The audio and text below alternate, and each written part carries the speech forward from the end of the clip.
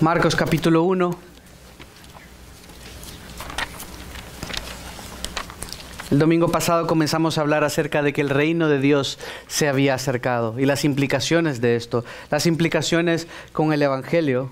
De hecho, si vamos al capítulo 1, versículo 14, dice después que Juan había sido encarcelado. Jesús vino a Galilea predicando el Evangelio de Dios. El tiempo se ha cumplido, decía, y el reino de Dios se ha acercado. Arrepiéntanse y crean en el Evangelio. Y van a comenzar a notar cómo Juan Marcos hace uso de palabras que transicionan y dice inmediatamente y enseguida. Y el sentido de urgencia era parte de lo que estaba tratando de comunicar. ¿Por qué? Porque el reino de los cielos se había acercado. Nótese cómo el Señor de manera providencial hace que Juan el Bautista hubiese sido encarcelado. Este era el precursor y Juan tenía algunos discípulos.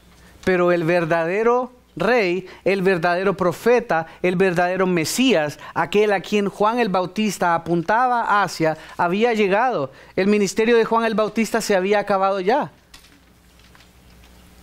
El Señor en su providencia encarcela a Juan. Juan no duraría mucho más, lo vamos a ver después, pero Juan es decapitado por el rey, por decirle la verdad, por señalarle su pecado. Pero el Señor estaba aún más preparando el camino para el Mesías. No habría esa tensión de, pero yo estoy siguiendo a Juan y ahora está Jesús y no sé qué hacer porque ya me encariñé con Juan. Pero es que nunca se trataba de Juan. Juan tan pronto vio a Jesús, dice, aquí el Cordero de Dios, es Él. Tú eres el que debes bautizarme a mí y no al revés. Y sabemos cómo fue la historia. Pero terminamos viendo esto, que el reino de Dios se ha acercado y cómo el reino de Dios verdaderamente tenía que ver con todo el mensaje. Vengan conmigo. Me adelanté. El tiempo se ha cumplido. Decía, el reino de Dios se ha acercado. Por lo tanto, porque el reino de Dios se había acercado, porque Jesús había venido a ofrecer el reino, arrepiéntanse y crean en el Evangelio. Pero el Evangelio son todas las buenas noticias, incluido el reino de Dios que se había acercado. ¿Por qué? No se trataba tanto del reino en sí, sino de que el rey había venido a ofrecer su reino. Y él quería ser rey sobre todo. Sabemos cómo fue la historia, le rechazaron. A lo suyo vino, los suyos no lo recibieron. Así que tenemos la mitad de la historia. El reino no ha sido eliminado. Aún esperamos, aún aguardamos. Aún decimos, Maranata, Señor, ven pronto para que venga a ser el resto de la historia. Pero hoy queremos hablar acerca de otro relato a partir del versículo 16 al 20. Y le he titulado El llamado real. El llamado real. ¿Por qué un llamado? Porque vamos a ver que Jesús llama a los discípulos. ¿Por qué real? Porque es el rey el que había venido. Juan, lo hemos visto atrás, está mostrando cuando digo Juan es porque estoy pensando Juan Marcos. Está tratando de hacer ver que Juan el Bautista era el precursor. Y por eso cita Isaías 40, porque se había hablado de este precursor, voz que clama en el desierto, preparen el camino del Señor. Esos eran términos reales, hablamos de esto. Estaba preparando el camino para que el rey viniese, es como debía funcionar. El rey había venido, el rey se había acercado, el rey estaba ofreciendo su reino.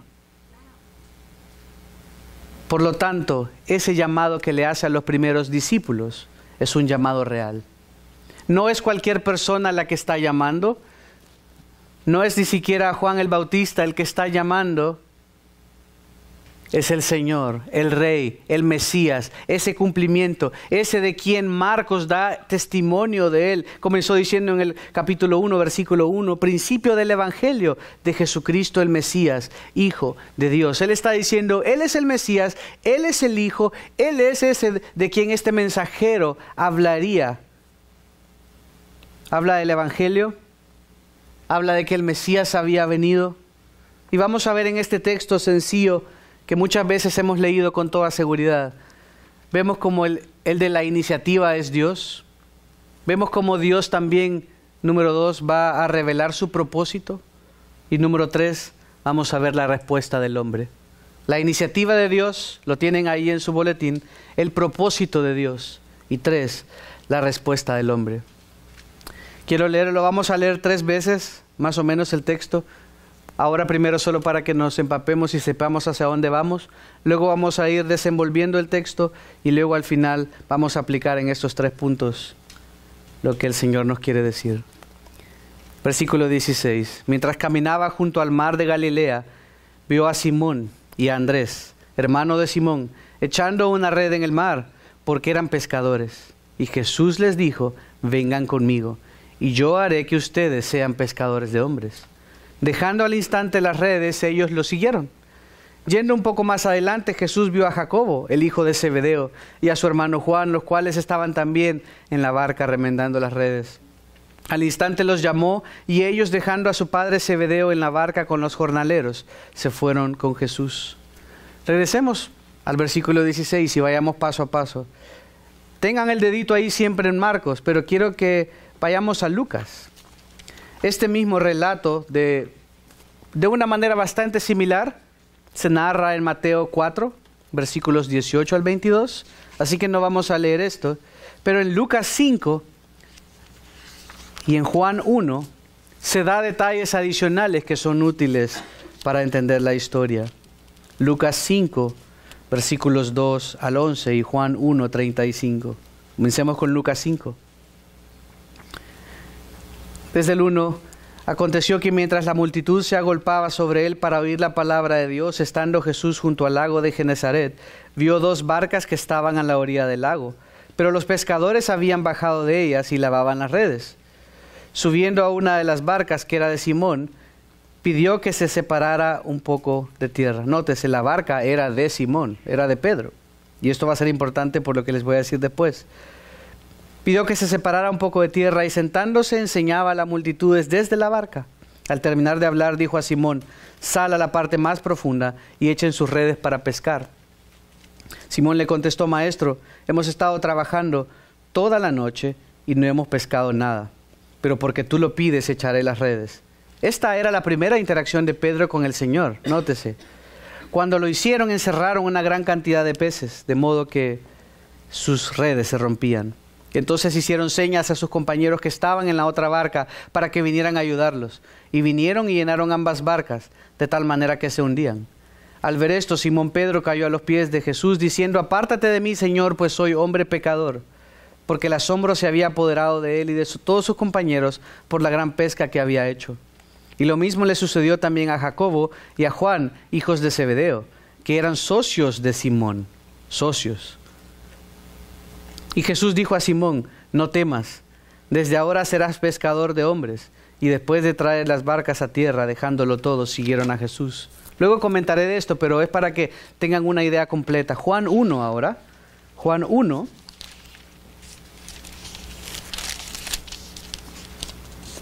Marcos es más escueto, va más al grano. Marcos solo nos dice que va a las barcas, pero acá nos damos cuenta que eran socios, eran comerciantes. Tenían y eran dueños de los barcos. Juan 1, 35, 42.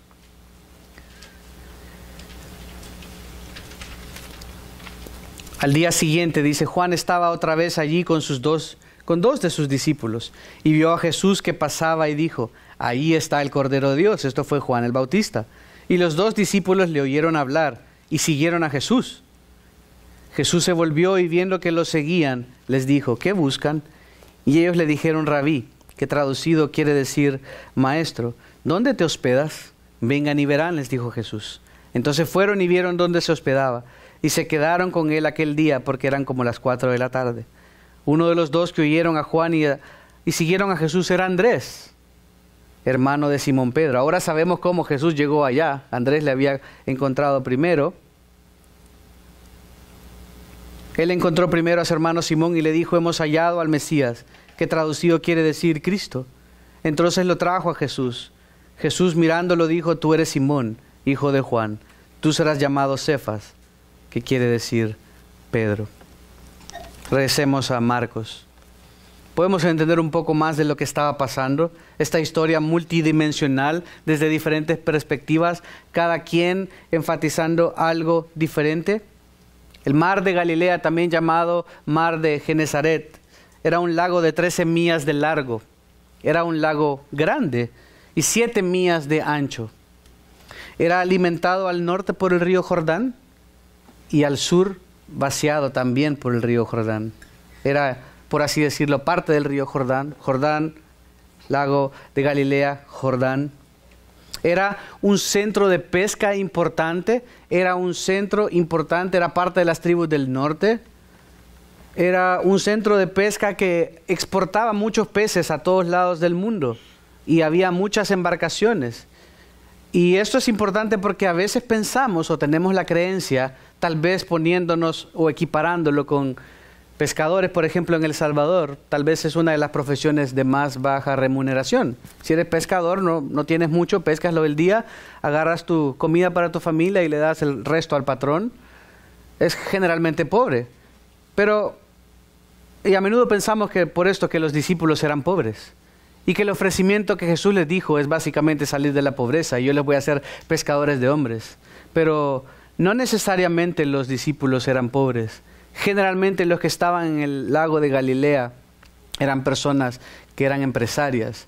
Tenían embarcaciones, como lo vimos. Tanto Simón, Pedro, como el resto, como Santiago, eran dueños de embarcaciones. Tenían empleados. No eran cualquier persona con un oficio cualquiera. El Señor, no obstante, les dice que lo dejen todo. En el lago de Galilea había peces que no había en ningún lugar en el mundo. Entonces se solía pescar, eran muy costosos, se exportaban y de ahí surgía todo ese negocio. Era posiblemente un centro de negocios muy lucrativo, según nos lo indica el historiador Josefo. Pero también algo importante es que Marcos, y recuerden esto es importante porque Marcos se cree, según la tradición, que fue influenciado por Pedro. Y hay algo importante acá, solo recuérdense eso porque ya vamos a llegar. Pero Marcos también está tratando de hacer una conexión, de mostrar que Jesús está tratando de revivir toda la experiencia de la historia de Israel que sucedió en el Éxodo. Y continúa con imágenes de agua, desierto, como vimos al principio del libro, para hablar acerca del Éxodo y cómo Jesús hace todo, o cómo todo se conecta, cómo hace todo bueno y perfecto. Pero así como en Éxodo, Israel comenzó como una comunidad redimida junto al mar, Marcos muestra a una nueva comunidad aquí, comenzando también junto a otro mar. También en el desierto, también junto a un cuerpo de aguas. ¿Por qué comenzando? Porque aquí es que llama a sus primeros discípulos. El Señor dice que mientras caminaba junto al mar de Galilea, otra vez desierto, rodeado de agua, igual a la experiencia de Israel, vio a Simón y a Andrés, hermano de Simón, echando una red en el mar. De nuevo, no piensen que eran pescadorcitos ahí, empleaditos. Decía en los otros relatos que eran dueños de las embarcaciones y que eran socios. No era cualquier empleado. Lo que el Señor no es que le ofreció a alguien que ganaba poco y bueno, no tengo nada que perder. Entonces ya más bien, en lugar de estarme ganando mi pececito al día, me voy con Jesús porque no tengo nada que perder. No. El Señor literalmente les dijo que dejaran todo, que dejaran su negocio, su familia, lo que ellos eran, y que fueran a algo incierto. Nótese que el primer testigo que mencionan, o el primer discípulo que mencionan, es Simón. Conocemos y leímos en el relato que Simón es el mismo que conocemos como Pedro. Primer testigo lo tenemos en Marcos 1:16, pero miren el último testigo que menciona Marcos.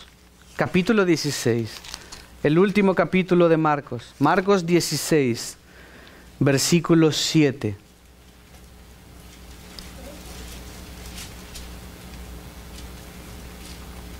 Marcos 16, versículo 7.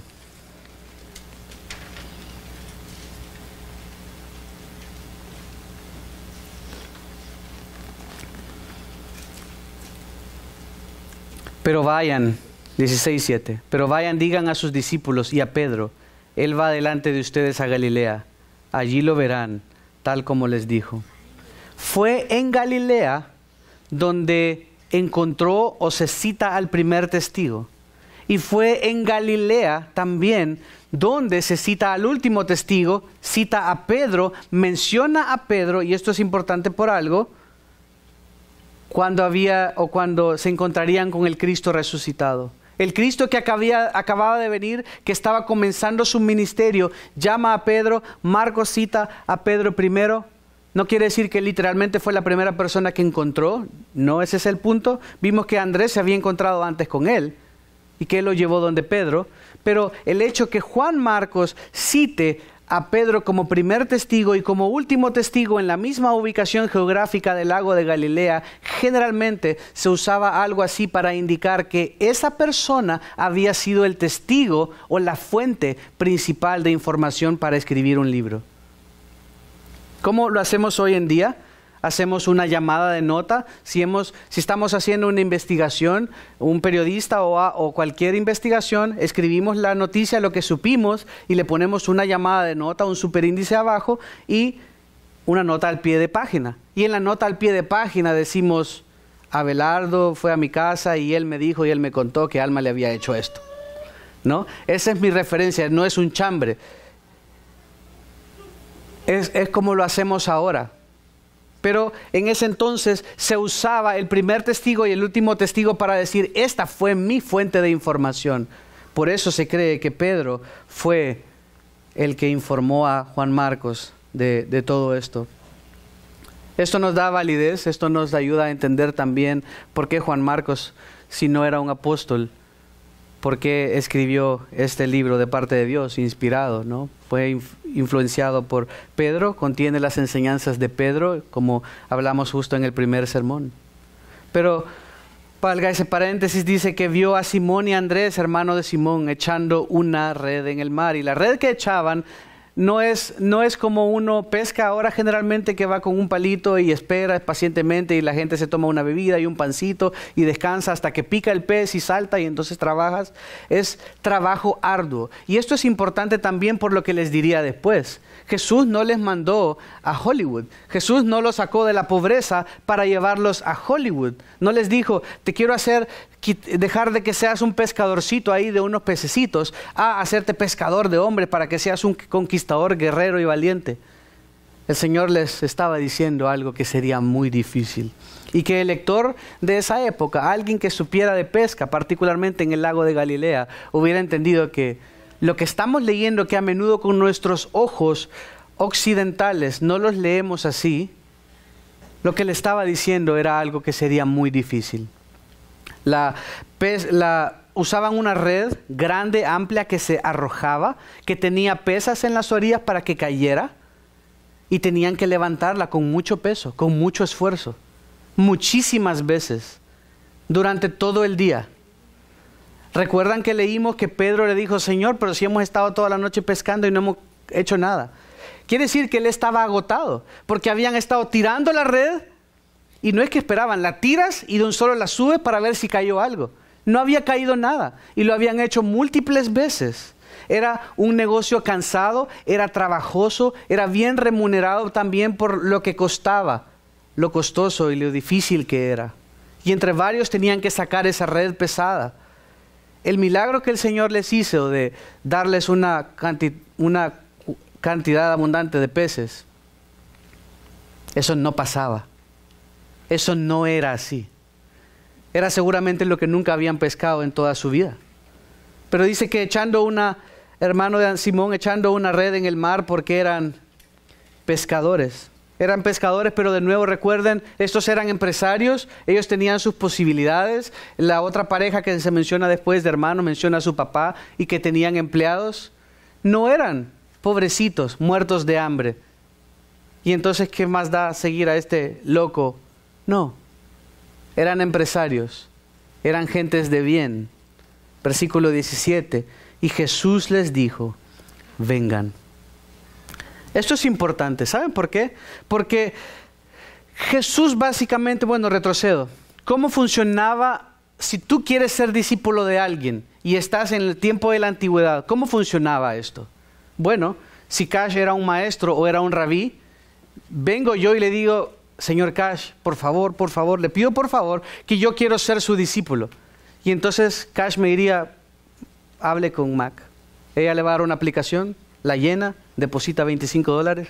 Estoy inventando cómo hacemos ahora, pero similar a cómo aplicamos a la universidad o cómo se aplica a un trabajo, así funcionaba. La persona interesada aplicaba, había un proceso de aplicación, tenían que rendir exámenes para saber si iban a aguantar, para saber si iban a poder, si eran merecedores. Y yo, si quería ser discípulo de Ave, voy y le digo a Ave, yo quiero ser su discípulo. Y él tenía el derecho a decir sí o no.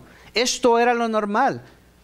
Aristóteles fue discípulo de Platón y tuvo que hacer esto. Todo el mundo tenía que hacer esto. El maestro, el rabí, estaba tranquilo esperando que alguien le llegara a preguntar. Pero ¿qué notamos acá diferente? Jesús no recibió aplicaciones. Jesús llegó y les dice, vengan conmigo. ¿No es pregunta? No está diciendo si tú quieres. Se acercó a ellos. Ellos sabían quién era. Y Él les dice, vengan conmigo. Jesús les estaba añadiendo a su escuela rabínica. Esto era sencillamente atípico. Un maestro no hacía esto. Un maestro no hacía esto, esperaba. Pero Jesús, Él toma la iniciativa, Él va y los escoge, Él dice, tú me vas a seguir a mí.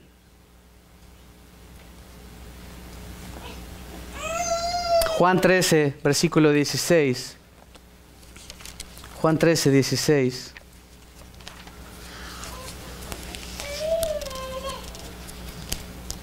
Esto es importante porque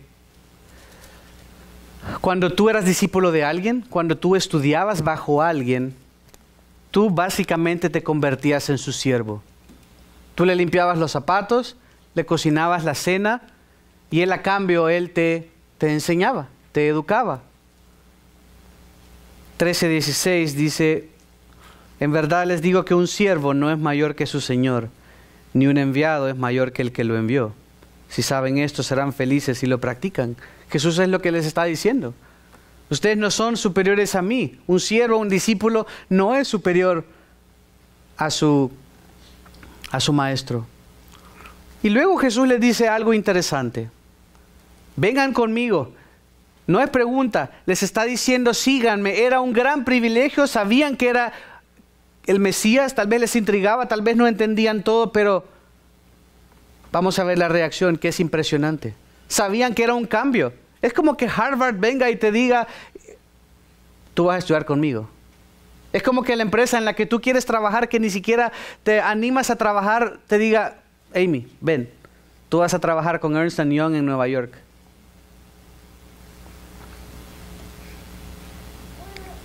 No te están preguntando.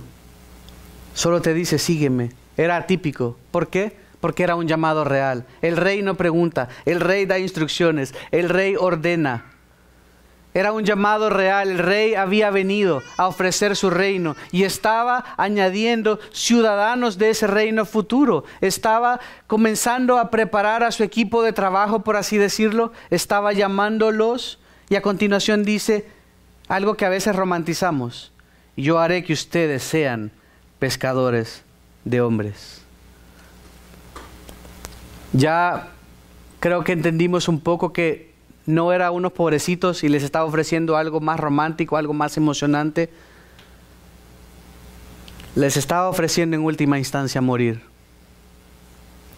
La pesca en el contexto, en el Antiguo Testamento, no sé si lo sabían, pero la pesca a menudo tenía que ver con juicio. Miren Jeremías capítulo 16. Siempre o a menudo en el Antiguo Testamento cuando se menciona la pesca o situaciones relacionadas a pescar, tenía o estaba relacionado con juicio de Dios. Jeremías 16, del 16 al 18. enviaré a muchos pescadores, dice. Si solo leemos esto, decimos, wow, el Señor estaba cumpliendo su palabra de enviar pescadores y la mies es mucha y los obreros son pocos. Declara el Señor que los pescarán. Y después enviaré a muchos cazadores que los cazarán. Es juicio del Señor hacia su pueblo. Por todo monte y por toda colina, mis ojos están puestos sobre todos sus caminos, que no se me ocultan, ni su iniquidad encubierta a mis ojos. Pero primero pagaré al doble su iniquidad y su pecado. Está diciendo, ustedes son los peces, ustedes pecadores son los peces, y yo voy a enviar pescadores que los pesquen y los maten. Juicio del Señor. Miren Ezequiel, de manera similar, y hay más, pero nos vamos a quedar solo ahí. Ezequiel 26.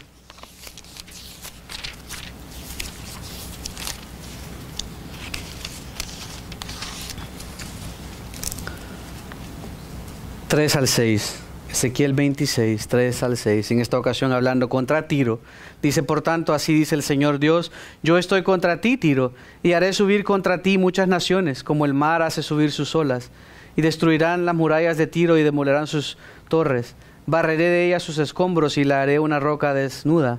Seré tendedero de redes en medio del mar, de nuevo, redes y mar, porque yo he hablado, declara el Señor Dios, y ella será despojo para las naciones, y sus hijas que están tierra adentro serán muertas a espada, y sabrán que yo soy Dios. Generalmente, la Escritura hablaba de la pesca y de todo esto en un contexto de juicio de Dios. Dios lo usaba para traer juicio de Dios, al menos el lenguaje. Pero entonces, ¿por qué el Señor les dice a estos hombres que eran empresarios y que los tenían todo, y cómo ellos tan rápidamente lo dejan todo, cuando la terminología que usa, claro, conectando con su trabajo, pero la terminología históricamente en el Antiguo Testamento era de terror? Yo los haré pescadores de hombre. Bueno, porque ahora Jesús usaría a estos hombres para rescatar a los hombres del juicio de Dios. Dios les estaba ofreciendo un trabajo que era duro, un trabajo que era cansado, un trabajo que era muy difícil. Ellos lo sabían.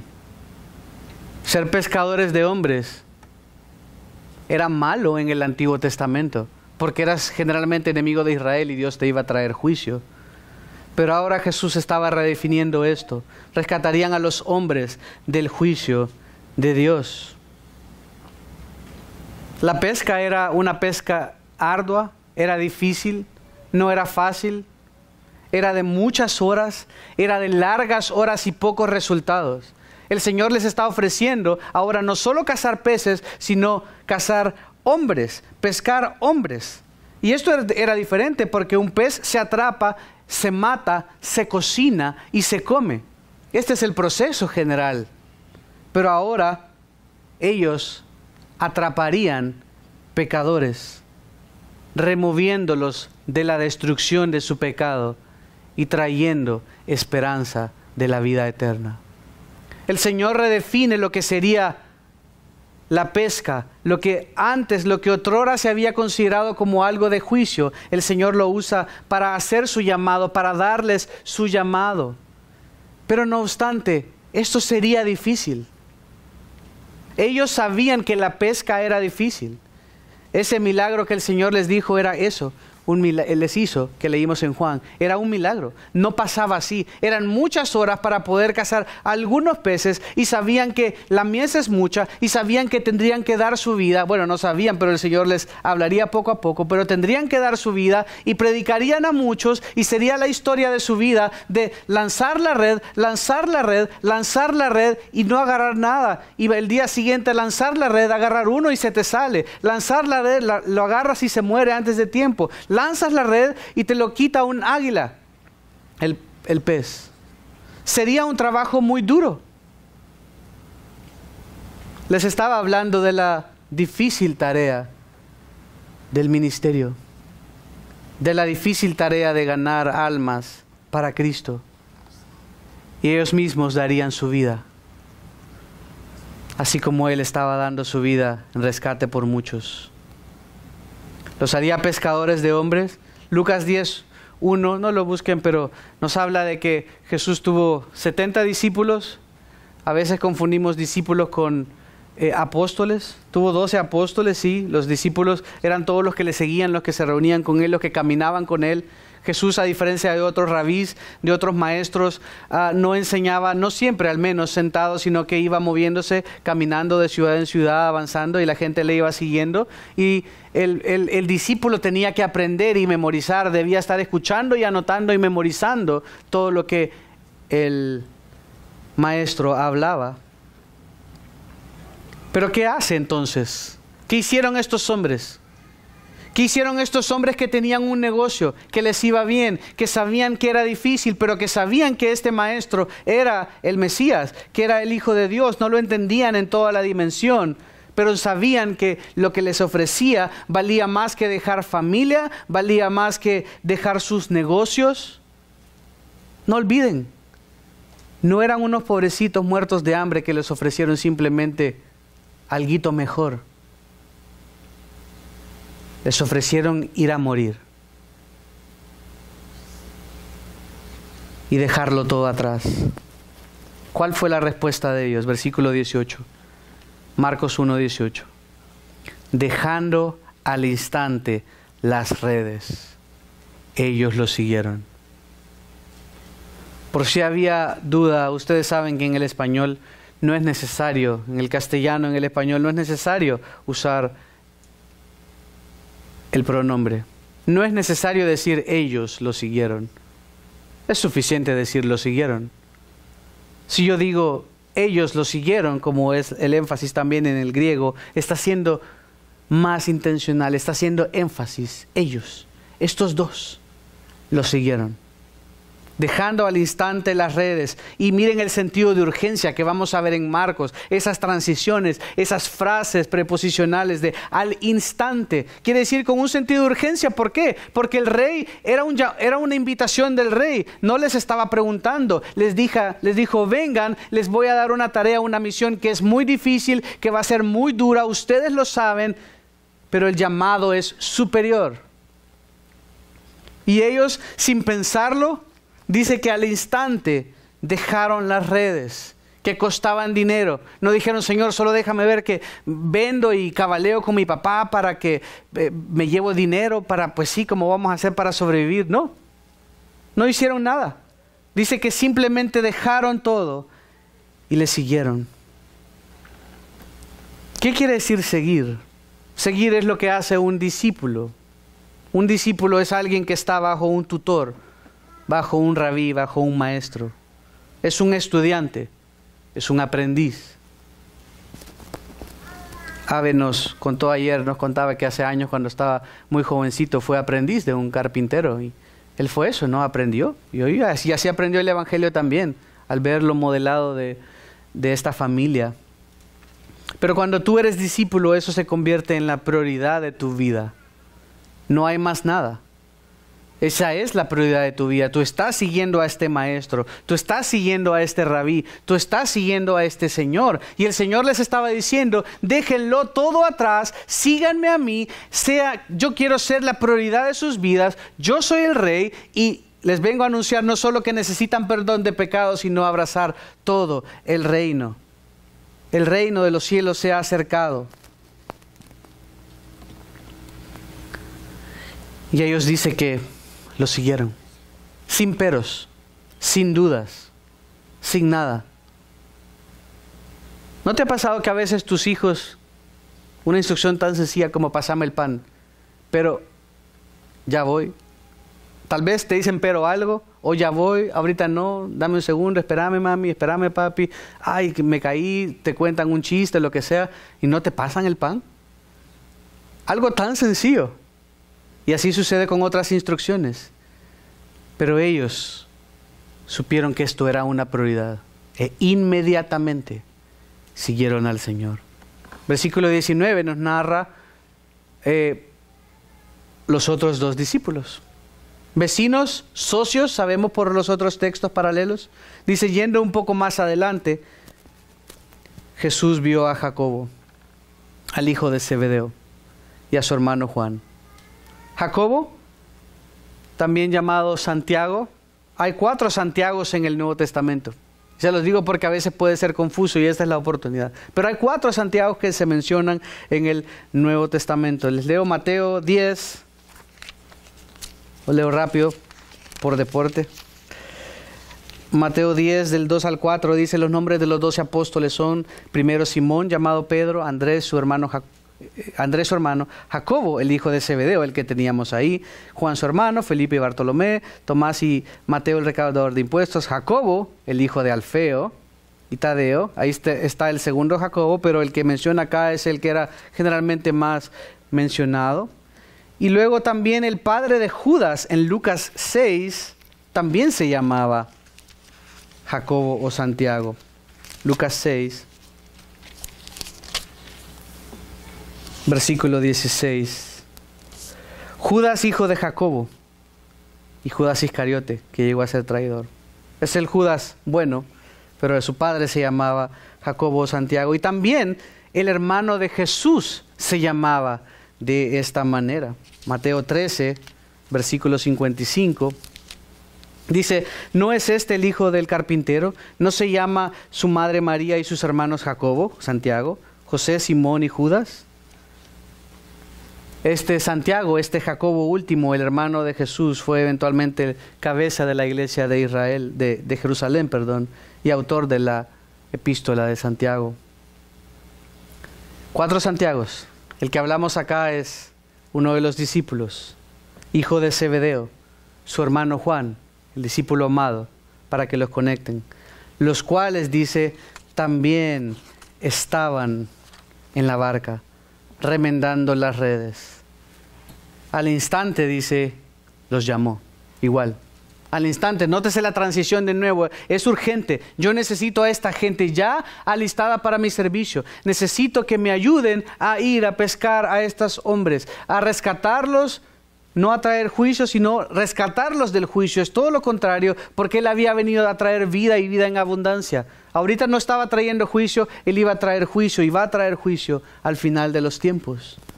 Al instante les llamó y ellos, de nuevo, dejando a su padre Zebedeo en la barca con los jornaleros, eran empresarios, tenían sus empleados, se fueron con Jesús. Chao, me fui. Y esto tiene que ver también con el llamado eficaz de Jesús. Miren Juan capítulo 10. ¿Qué es el llamado eficaz? Es un término que se describe, que los teólogos usan para describir el llamado que Jesús hace. ¿Por qué eficaz? Porque cumple el propósito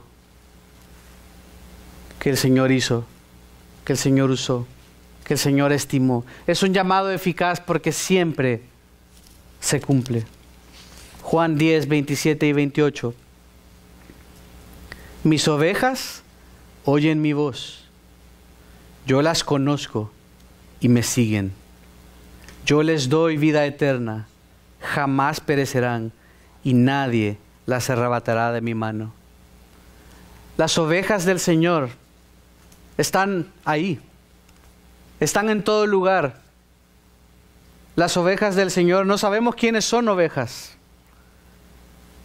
No sabemos quiénes son cabritos.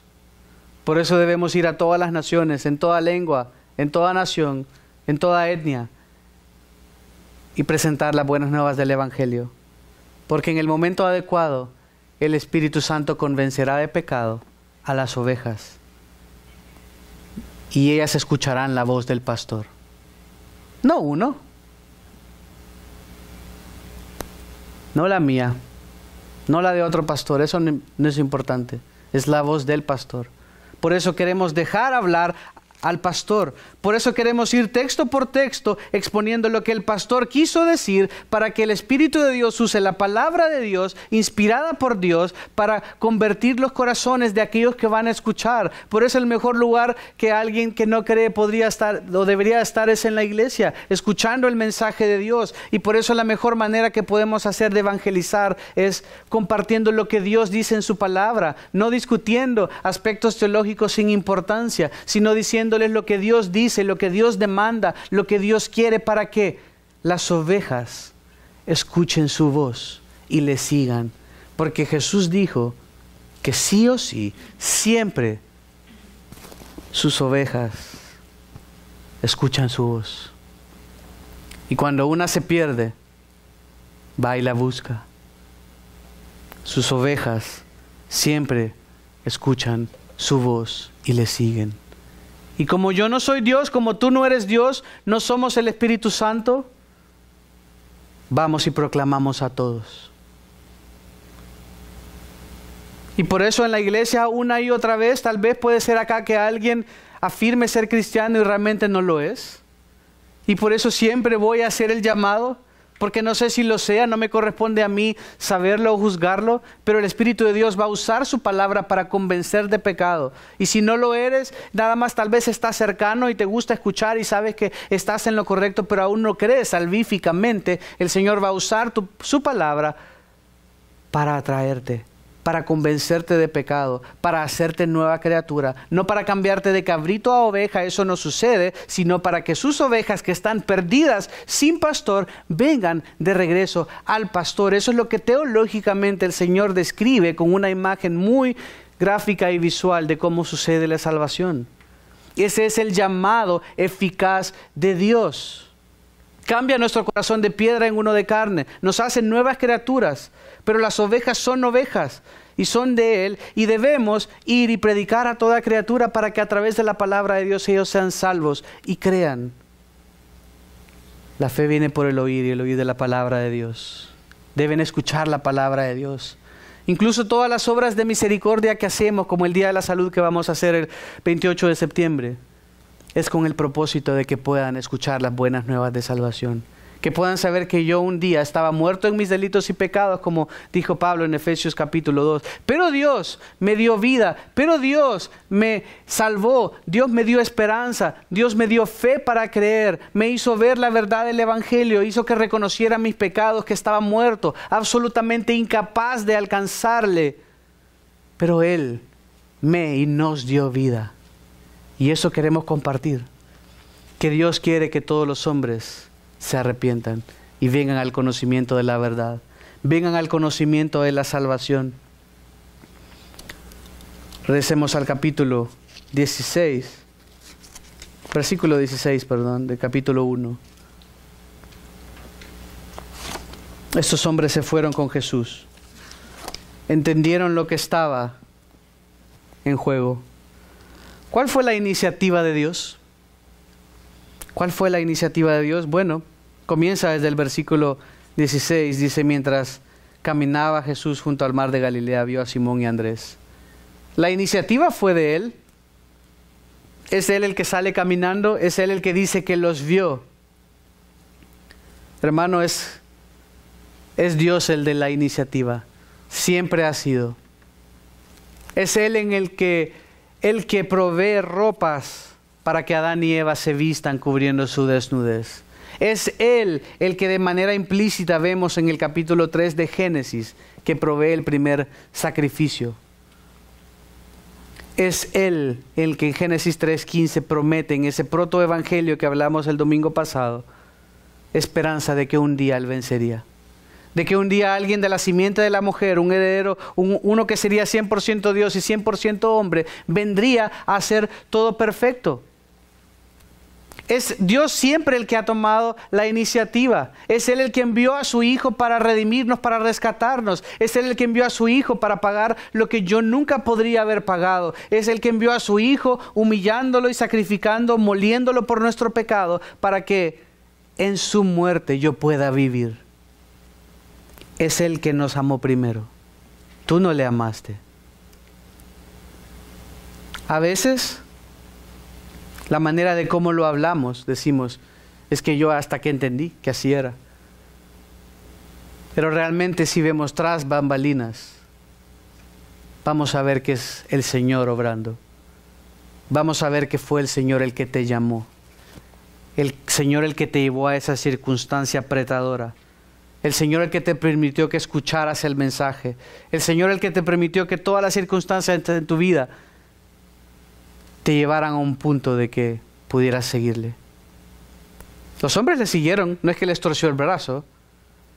Y vemos el balance entre la soberanía de Dios y la responsabilidad del hombre. El hombre debe obedecer. El hombre debe arrepentirse. Dios es el que llama, el hombre obedece también.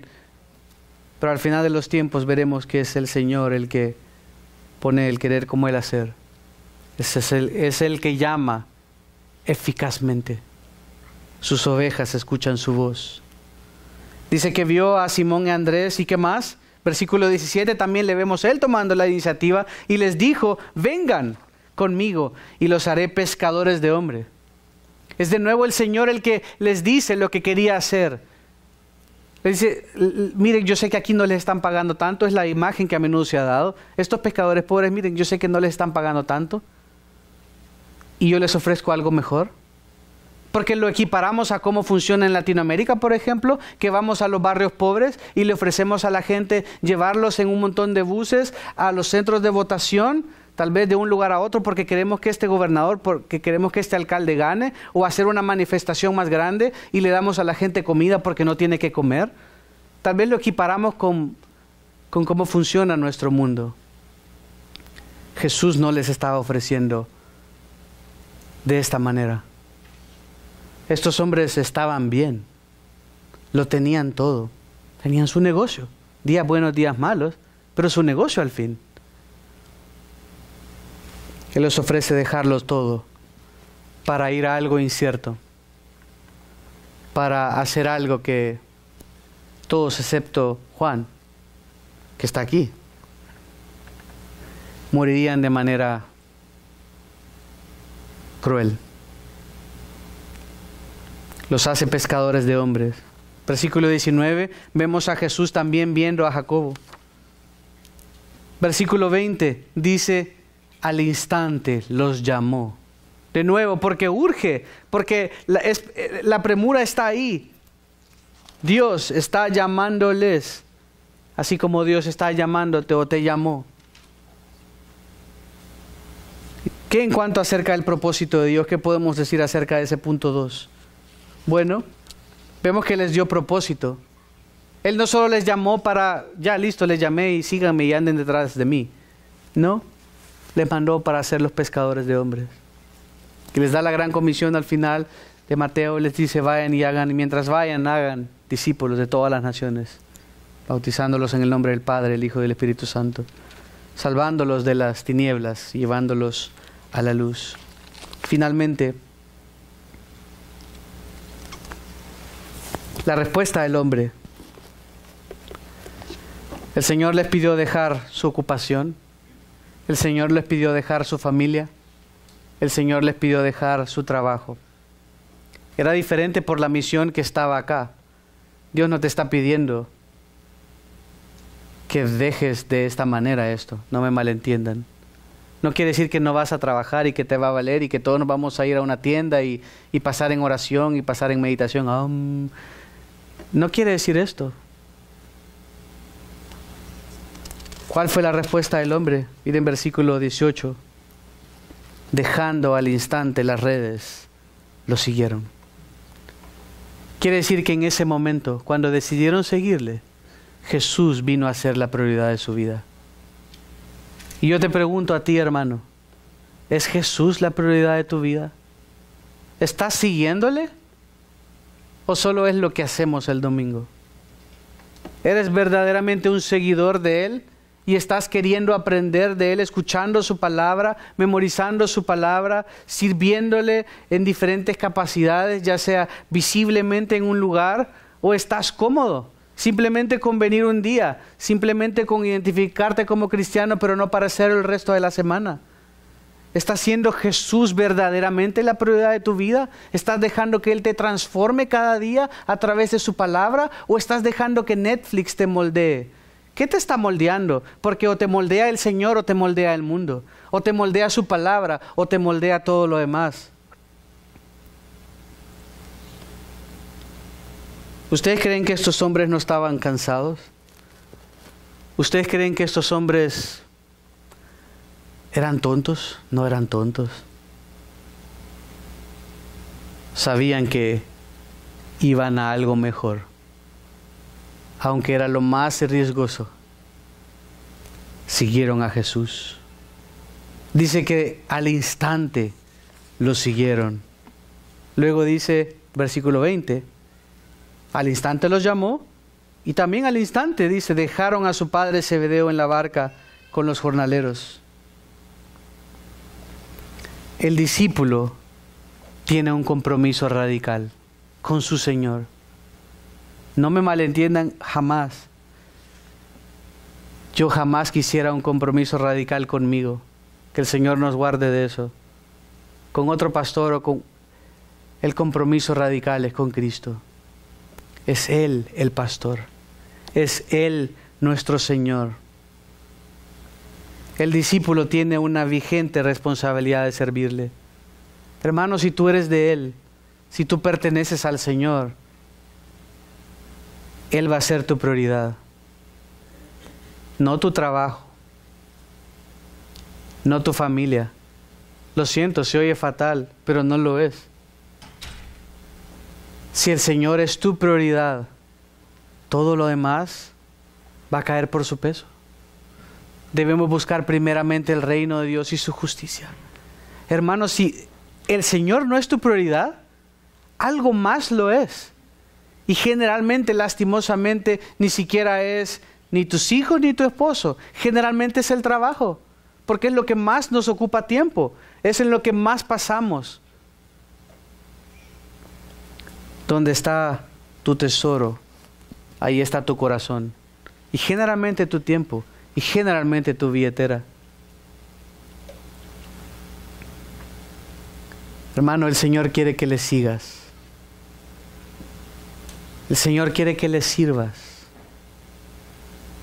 Ese es el tipo de cristianismo radical que Él quiere. No quiere que dejes tu trabajo y que seas un loco ahí, no.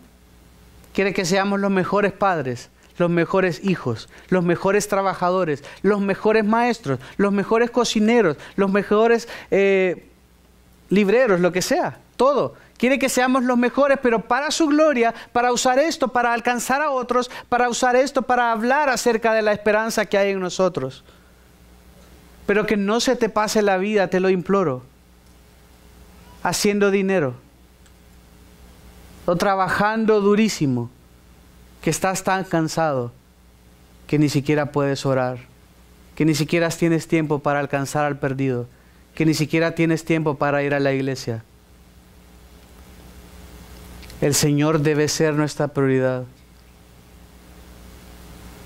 Todo lo demás es basura.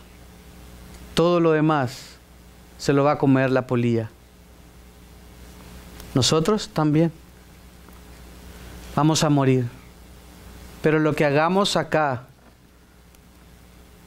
con el Señor, con su iglesia, con los perdidos, eso va a trascender.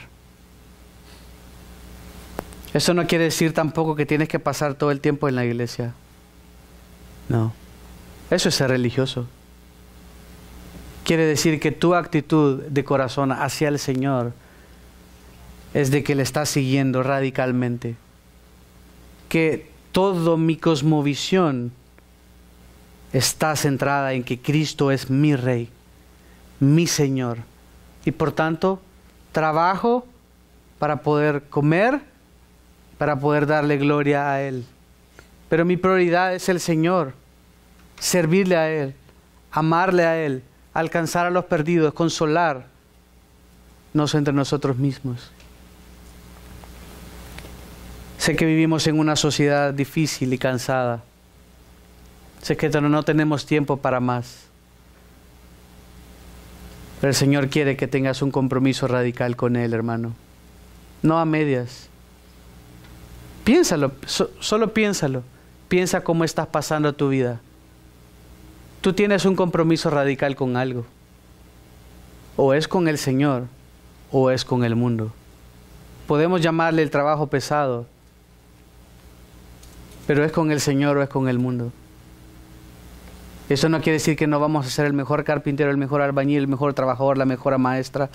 Lo vamos a hacer, lo queremos hacer, esforzarnos, trabajar duro para Él, para su gloria. Y esto nos ayuda a levantarnos cada día porque no quiero, porque me duele la espalda, porque estoy cansado, pero lo voy a hacer para el Señor, para poder predicar a otros, para poder apoyar a las misiones, para poder animar a mis hermanos, para poder apoyar a los que están en necesidad, para alimentar a mi familia. Todo esto es buenísimo, pero con la perspectiva eterna, aunque estoy cansado, aunque no me gusta mi trabajo, voy a dar lo mejor y luego, cuando ya esté bien, voy a buscar entonces un trabajo mejor, que sea más justo, más equitativo, lo que sea. Pero hago todo para Él, para su gloria, y vivo mi vida con un compromiso radical hacia el Señor.